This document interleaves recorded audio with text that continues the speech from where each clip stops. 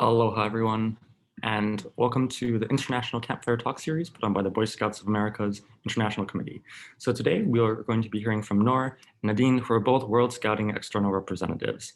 As always, these campfire talks serve as a way to raise awareness for international scouting and the fact that there are scouts all over the world, and that members of the BSA belong to an even larger scout movement. So without further ado, let's turn it over to Nour to learn a little bit more about scouting in Algeria. Thank you, Reese. Hello, everyone. Assalamu alaikum in Arabic or Azul in Amazigh.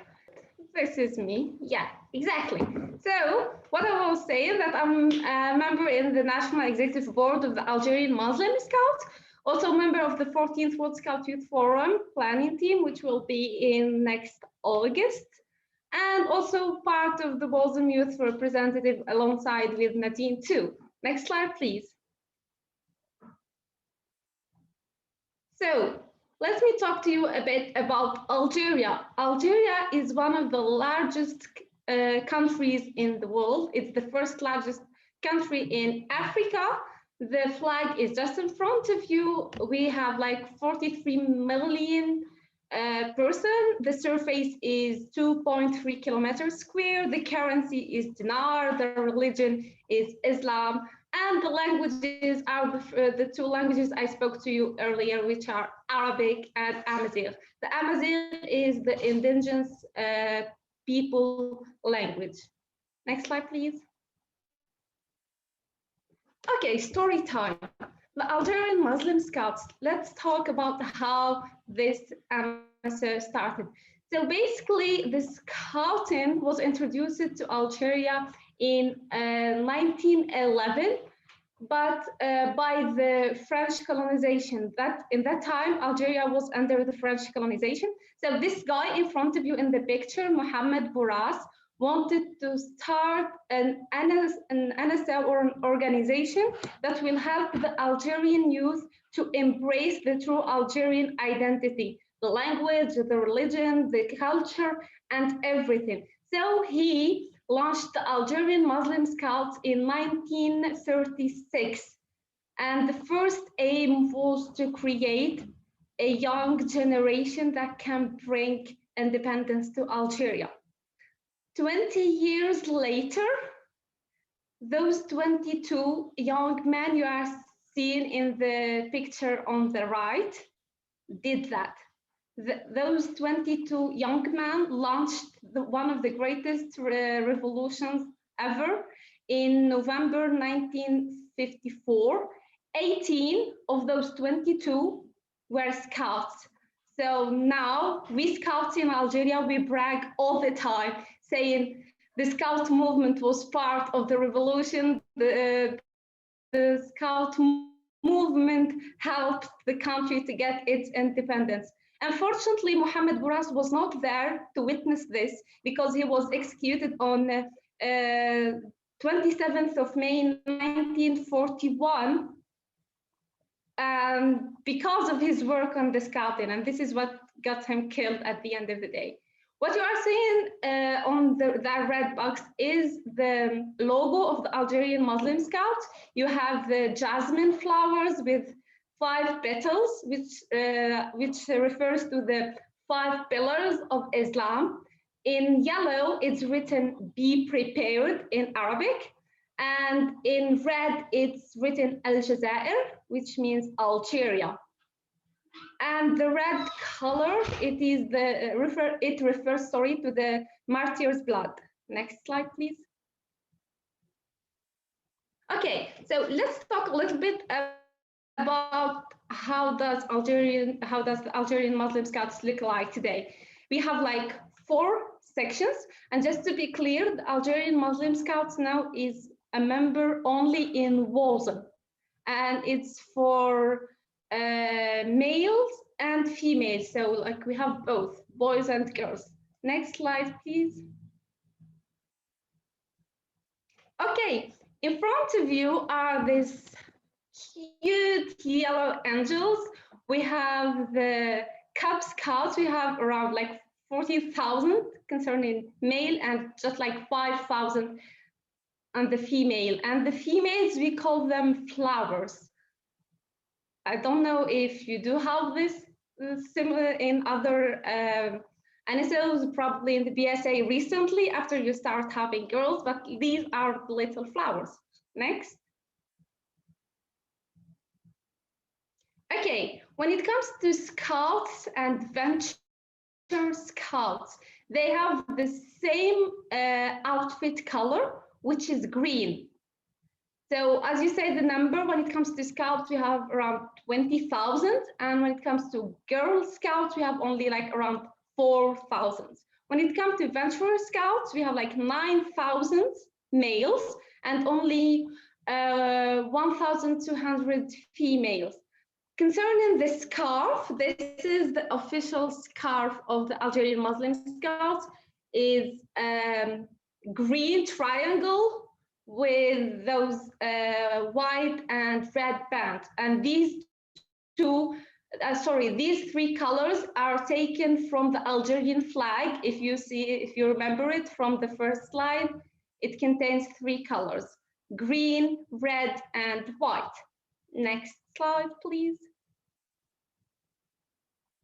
When it comes to rovers, and this is like the last section when it comes to young people, we have like 5,000 when it comes to male and 1,000 female. The official uniform for them is red. And finally, we have the leaders. In the next slide.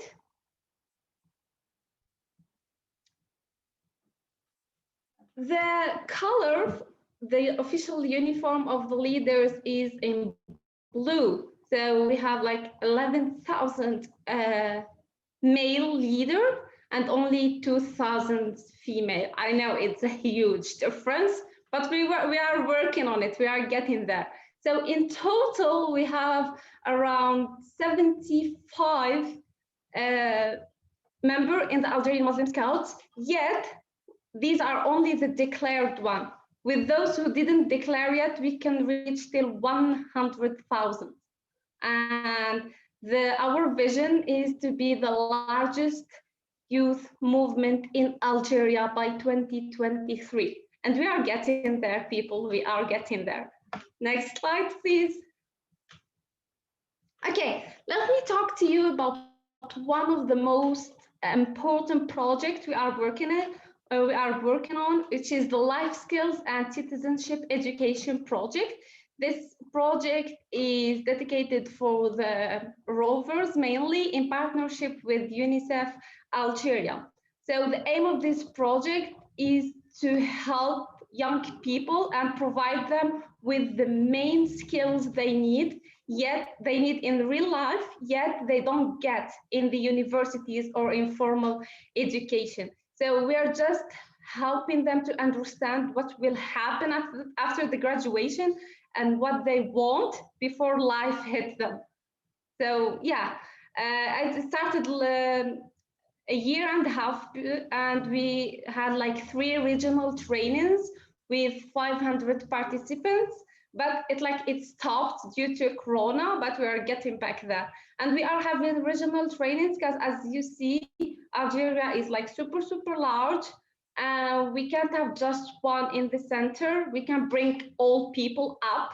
So we are going to the young people so we can reach as many as young people as we can. Next slide, please. Okay, so we talked about the Scout movement, how it starts, how it was how it had a crucial role in writing history in Algeria. But let's discover this country. Let's talk a little bit about Algeria. I'm gonna take you in a small visit to see Algeria through my eyes. First, I want to introduce you to the most magical places. Okay, before I start, and just for the record, all the used pics are not mine. These pics are taken from one of the most amazing Facebook pages. It's called Discover Algeria if you want to see more. So when it comes to tourism, people want to see like beaches, some of them want to visit mountains, some of them want historical sites, others probably want the desert. Guess what? If you want all of this, just come and visit Algeria. We have like all in one place. Yeah, like it's a full pack, guys, just come.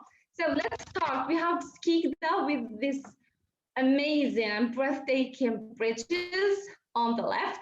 On the right, we have Lac Noir, or in English, it's the Black Lake in Ekfadou, this great forest.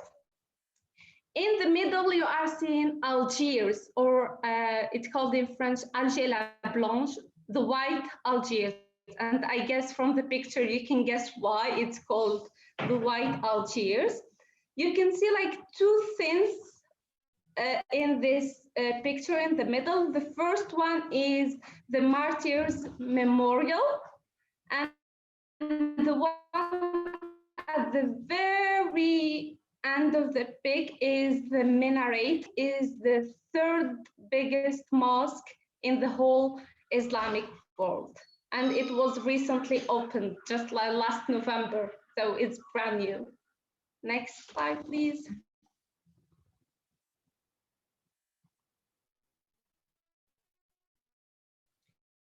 Okay, here let's talk about Constantine in the left. This whole city is built on rocks, as you may see, and you can move from one part to another through bridges. So the whole city is linked together through bridges. Okay, you are welcome to visit Constantine because like it's just breathtaking. The Sharia in Blida, the mountains of Sharia in Blida, and this picture is recent, it's from a week ago. It's the perfect place in Algeria if you want to ski or if you want to spend your winter vacation. Okay, the last one in the right, that's my favorite one. So that's the most beautiful place in Algeria for me. It's in my hometown. This place is called Timgad, and it's an ancient Roman city, one of the most reserved ones in the world, and it's an international heritage. So if you ever came to Batna, Timgad is the place to visit. Next slide, please. And I promise this is the last of my magical places, guys. So first you can see on the right, Ghardaya. This you can't like move inside this city without someone local because you will be lost. And this was what like the main one of the main objectives for them to build it this way is like to keep it intimate and just for the people living there. On the two others are on the very, very far Algerian south. These are the Hogar mountains, Tassili, Tamanrast. In this, you can find one of the earliest writings in history. They are in these mountains. So yeah, like, and they say, I'm not sure, but they say the most beautiful sunset you can see in the world, you can see it from these mountains. So if you ever want to try, you are most welcome. Next slide, please. Oh, okay. Traditional dishes. So just for the record, most of these pics are taken from my cousin's Instagram. She is a great cook.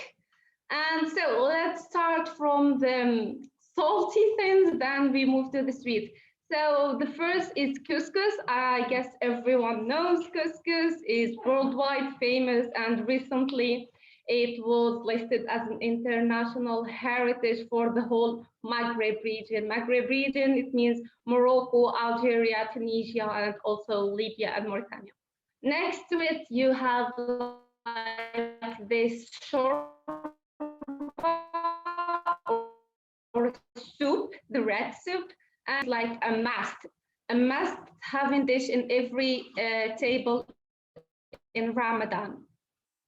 Next to it, also maize with that local bread or traditional bread. It's an Algerian traditional bread, and that thing is like very, very spicy. So it's not my thing, but like, if you like spicy food, so this is it. And the others, like you have like sharek, the white croissant. It's like one of the traditional sweets. Baklava, which is like known all over the world, but like we have our special baklava, and the other ones also are local traditional dishes. So if you ever went to an international scout event, I advise you to look for the Algerian booth. You will find these things. You have my word. Yeah, like next jamboree, next conference that will be in presence, not this one. Like just look for the Algerian contingent and you will find these things. Next slide. Okay, one of the most things that we are very proud of in Algeria is the culture diversity. So like from the east to the west, from the north to the south, we have different, it's like, let's say not tribes, but something similar to this.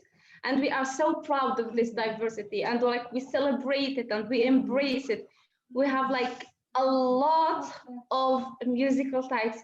We are 48 districts in Algeria. Practically every district, am I pronouncing it right? I hope so. Yeah, has its own musical type, its own traditional costumes, and now I'm showing you some of these. Like in the up on the left, we have the Kabyle one, and it's like these are the indigenous people of Algeria. Also, we have the Shawi one, which are in the middle down. The one in blue, the girl with blue, this is the traditional costume in the capital and its surrounding, and so on. I'm just showing you some, but believe me, there are more and more. So I guess that's all what I have now. Thank you so much for your time. I hope I helped you to get to know Algeria even a little bit. Yet I advise you like to go and check. There are plenty more things to know, plenty more things to see. Thank you again for having me, and let's hear now from the beautiful Tunisia. Say hi to Nadine. Go ahead, Nadine.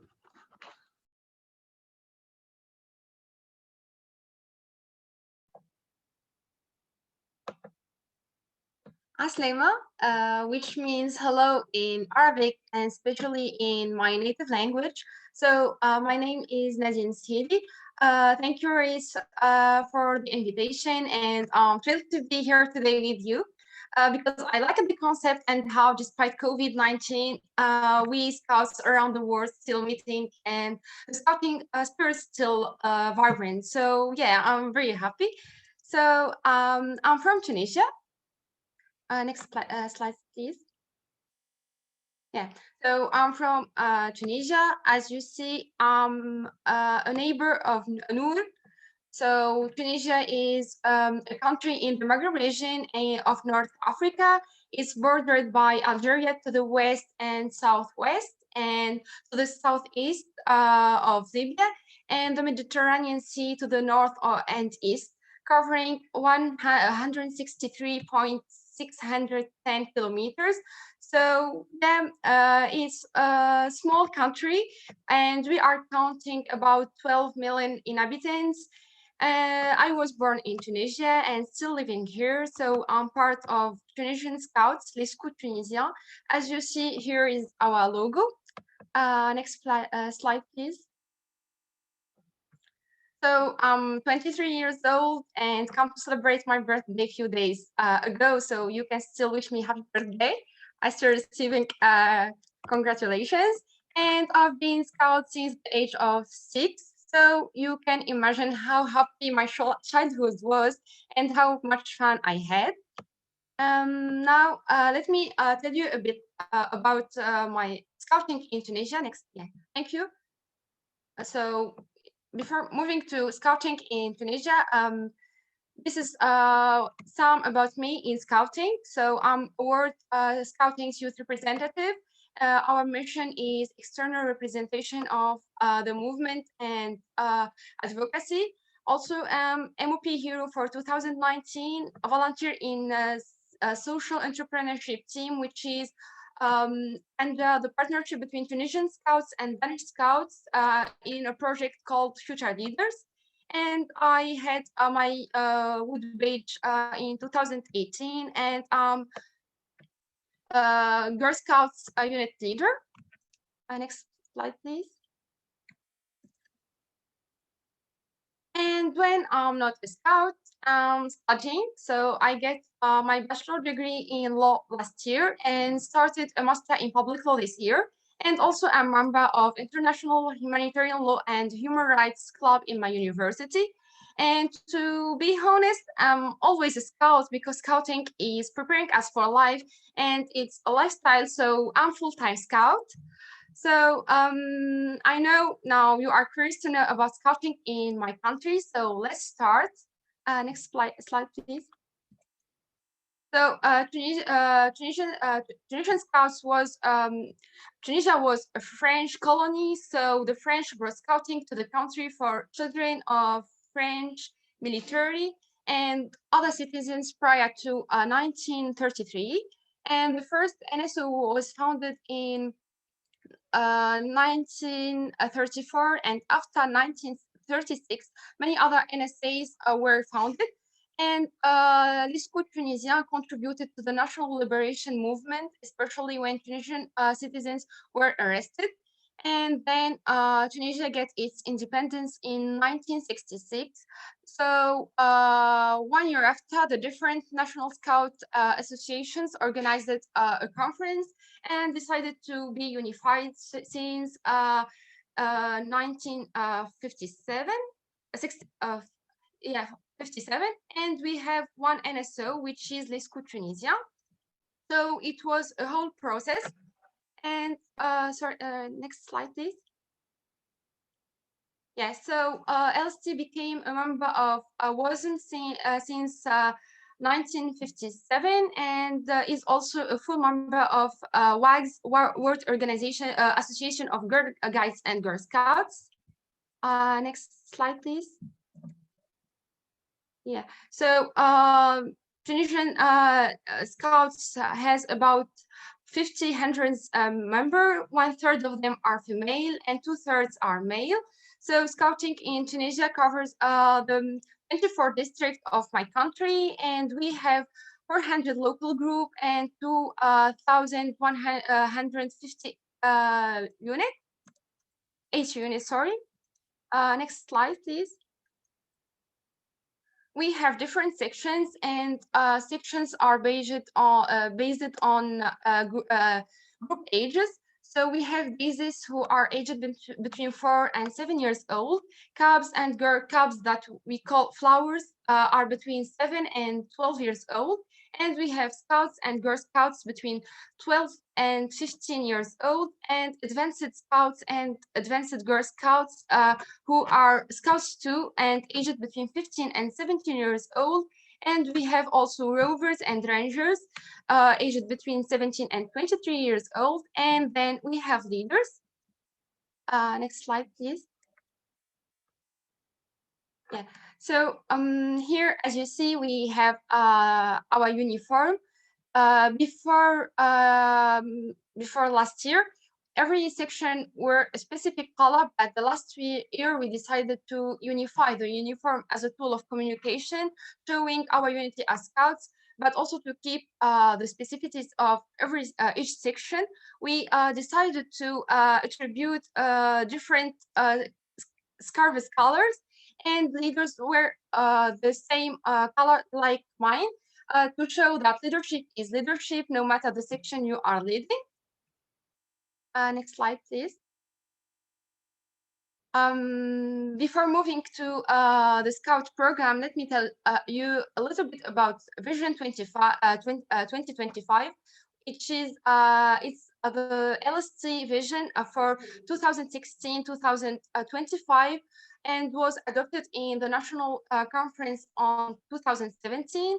And it includes the different areas Tunisian Scouts want to improve and adapt to the new needs of society and make it responsive to youth and civic society aspirations. So it's based in our priorities, which is a Scout program. We want to adapt it to the new needs, training, governance. So we try to review our governance and evaluate the existing internal structures and improve them. Also, we have scouting image, partnerships, and self-financing, because it helps us deliver non-formal education in better conditions and make scouting more accessible and attractive for youth. Next slide, please. So LST with its different sections is now reviewing Scout program. And just here, an example from CAB's new program. So here, an example of this new Scout program for CABs, and the badge, and how we attribute these badges. And now we can move to the next slide, please. And so Scouting in Tunisia has a lot of partnerships and programs, and I'm just mentioning a few examples. The first is Future Leaders, which is Tunisian and Danish Scouts have been working together since 2008, and the partnership has was renewed in 2018 for other 4 years. So it's a partnership under the Danish Arab Partnership Program, and it's divided into 4 components, which are democratic change agents, social entrepreneurship, civic society platforms, and scouting diplomacy in decade. And the second project is Scout Impact. It's financed by the US Embassy in Tunisia, and it aims to prevent violent extremism through training, capacity building, awareness campaigns, and equipping our international training and camping center to make it more attractive to young people, helps Tunisians civil society by offering them place to conduct their activities destined to youth and marginalized categories. And last not least, we have a new partnership between Tunisian Scouts and National Observatory for New and Emerging Diseases and the Health Ministry and UNICEF. And it aims to make people, children and youth more aware of COVID-19 and how to protect themselves, their families, and their friends. And we are trying now to make more synergy between the different partnerships and programs to have a bigger impact. Next slide, please. So if you hear that there is camping or jamboree in Tunisia, so you'll find yourselves here. So it's our International Training and Camping Center, Boursadria. So, and there are some photos I took, and you are welcome. And the next slide, please.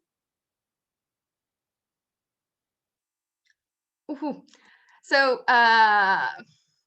it's now it comes to food. We have like Nour mentioned, we have a lot of common things since we are neighbors. So I'll start with couscous. It's made of cereals with sauce, with vegetables and lamb or chicken. The second is the delicious ملوخية. It's cheese in black. It's made of powder, and we prepare this powder, and it's very delicious. And the third one is kafteji, made from fried potatoes, tomato, and the green pepper, and it's mixed together. Then we add some spices. So our kitchen is very rich, so it's hard to pick some photos, but you need to try this once if you visit Tunisia. Next slide, please. So these places you need to discover if you are in Tunisia. So I start with the first, it's not Santorini, it's Sidi Bou Said. Yeah, it's in Tunisia, not in Greece. The second one is the amphitheater of Al Jam, is an oval amphitheater in the modern day city of Al Jam, formerly situated in the Roman province of Africa, and it's listed by UNESCO since 1979 as a World Heritage Site. And the third one is the Old Town, situated in the capital of Tunisia. And honestly, I couldn't pick just one picture from the Old Town because it's very big and rich. And what I like the most in the Old Town is that just outside the Old Town, you find ministries, hotels, malls, and all aspects of new urbanism in the European style. Then you enter the Old Town by a gate, and it's totally another architectural style. It's like you have the mosque in the center, and it's like in circles you find shops, souks, and houses. So it's a place that needs to be discovered. And if you recommend calm places, so I recommend the island of Jerba. So and also I recommend Tunisia. Next slide, please. Yeah, if you want to enjoy the Sahara, don't miss visiting Tunisia. It's in the south of Tunisia. Next slide, please. So we have 24 districts, and every district have its own traditional clothes. So unfortunately, can't show you all of them, but try to pick some covering different zones of Tunisia. And we wear this clothes in the traditional celebrations, and especially in weddings, because weddings in Tunisia, celebration took even 7 days, and sometimes looks like carnival. So too much joy, too much delicious food, and too much dresses and traditional clothes weren't there. And next slide, please. Before ending, I can't finish my presentation without mentioning the Tunisian Revolution, something that all Tunisians are proud of. So because this revolution ended about 45 years of dictatorship and triggered the broader Arab Spring across the region.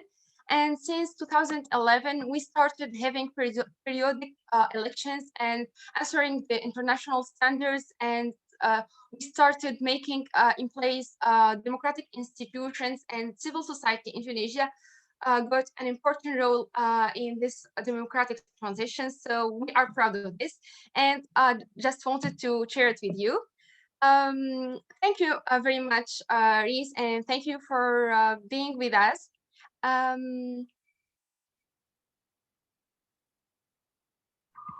Sure. Now, I think we have some questions that were left in the chat. So I'm going to turn it back over to Nour and Nadine to answer some questions. So back to you guys.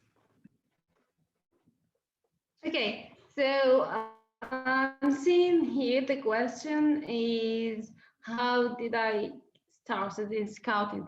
So my journey with scouting started in 2003. Ever since, and since then, I'm scout till today. Neither my dad nor my mom are scouts, but my two sisters used to be in the MI center, but not anymore. How I heard about scouting because the scout center was just like 5 minutes away from my house. So yeah, I was seeing people going in and out every day with the scout uniforms, and they looked cool. And so I was just curious, and yeah, here I am. I guess more than 15 years later, I'm still in scouting. I'm seeing another question. What is my favorite international scout event?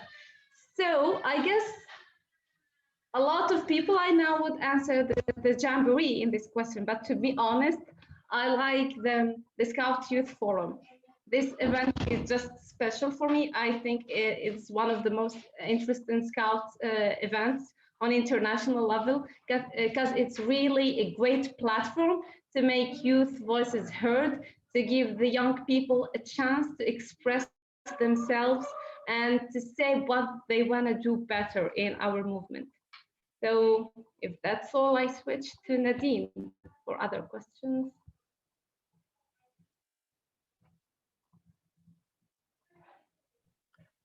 Okay, so thank you for the questions. Maybe the question for both of us is, do you think it's important for your NSO to offer a section for young adults in the 18 25 age range? Honestly, so it's a personal opinion. It's important to have the section because we have new scouts who we have no scouts who want to integrate the scouting movement, and they are aged between 18 and 25, and they find that our activities in scouting are attractive, and it may help them improve their skills. And this is a gate for them to enter the scouting movement. We can't put them directly leaders of units since they don't have like a background on scouting. But I think so here, talking from my personal experience and the experience in Tunisia, so not all aged between 18 and 25 years old are rangers or rovers. They can be leaders, maybe because they integrated the scouting movement at an early age, and they find that they are prepared enough to start their leadership trip. And also, I see another question about Sea Scouts. Yeah, so it's not the question is, are there Sea Scouts with all the coastlines in both countries? In Tunisia, we have, I think, just one group, Sea Scouts, and it's in the north of Tunisia in desert. So they have good activities, and they are even organizing programs, and they have partnerships to improve sea like to preserve the ecosystem in the sea, and it's very important what they are doing. And I think there is another question about MOP, Messengers of Peace. So in Tunisia, we are in the phase of preparing MOP program. So, but we have, for example, Future Leaders project that I mentioned in the beginning. It's financed partially by Messengers of Peace Fund. And also, if you want to have your badge, you can apply through the platform, Messengers of Peace platform, and register your volunteering hours, and you can be a messenger of peace even if there is no messengers of peace program in your country. But in Tunisia, we are working on establishing better word framework in Tunisia. Thank you. If I can, yeah, if I can answer that too. So in Algeria here, we started to establish world framework, better world framework last year. So now we are officially working on all the different programs, MOP, Dialogue for Peace, and so on. And I guess this is good because this is opening more doors for scouts and offering them more opportunities. I'm seeing the next question is, are you going to the World Scout Moot 2022? I'm hoping to. All I can say that I'm hoping, fingers crossed, I hope we can make it alive. But yeah, let's see what's hidden.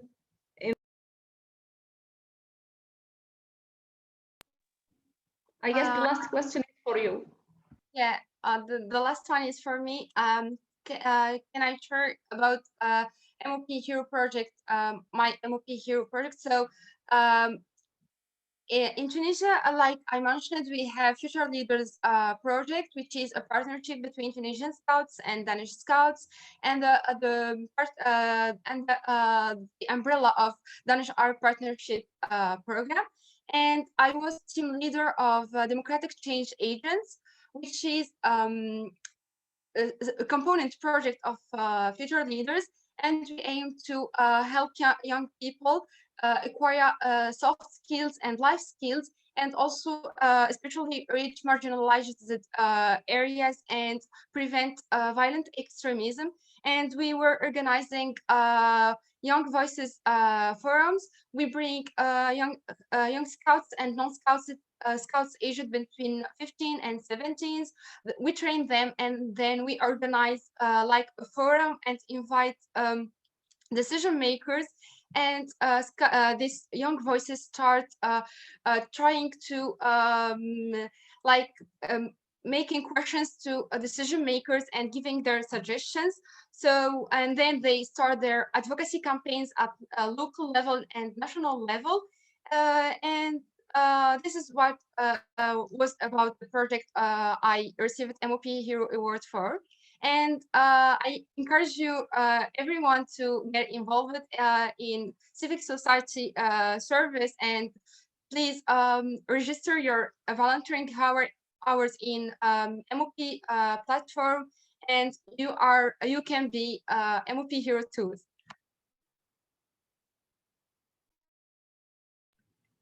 Perfect. I would like to thank everyone for attending today's International Campfire Talk series, especially Nour and Nadine for presenting about their wonderful NSOs and countries. I think a lot of people want to visit and or trade you badges or neckerchiefs and try all of that wonderful food that we saw.